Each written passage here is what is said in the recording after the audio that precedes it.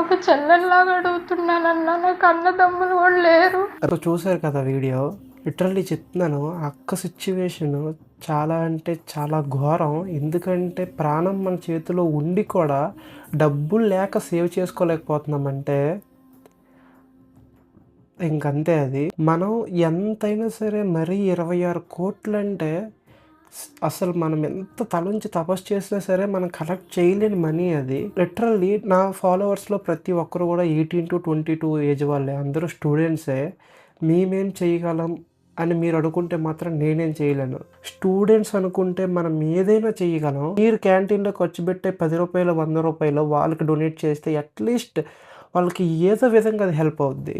అంతేకాదు, ఇప్పుడు 26 crores collect చేయాలంటే లిటరల్లీ ఇది గవర్నమెంట్ వరకు వెళ్ళాలి. మీ పెద్దనాన్నో బ్రదరు ఎవరో ఒక్కరు పాలిటిక్స్లో ఉండే ఉంటారు, వాళ్ళకి షేర్ చేయండి. ఇది ఈ విషయం తెలిస్తే పక్కా రియాక్ట్ అవుతారు అనుకున్న వాళ్ళని కామెంట్ సెక్షన్లో మెన్షన్ చేయండి. వాళ్ళ వరకు వెళ్ళాలి ఖచ్చితంగా.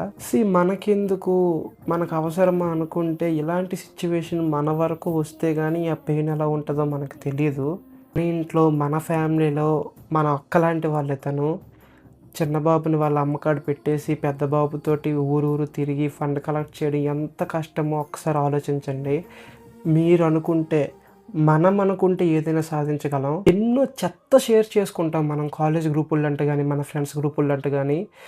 ఇలాంటి విషయం షేర్ చేస్తే చాలా యూజ్ అవుద్ది. మీ కాలేజ్ గ్రూపుల్లో పెట్టండి. వాళ్ళకి ఎంతో కొంత మీరు రూపాయి పంపించినా సరే వాళ్ళకి ఏదో విధంగా హెల్ప్ అవుద్ది.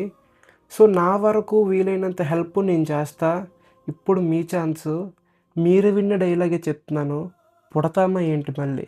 పుట్టేసాం కదా, ఏదో ఒక మంచి పని చేసి పోదాం. అది ఈరోజు ఇప్పుడే. Bye bye.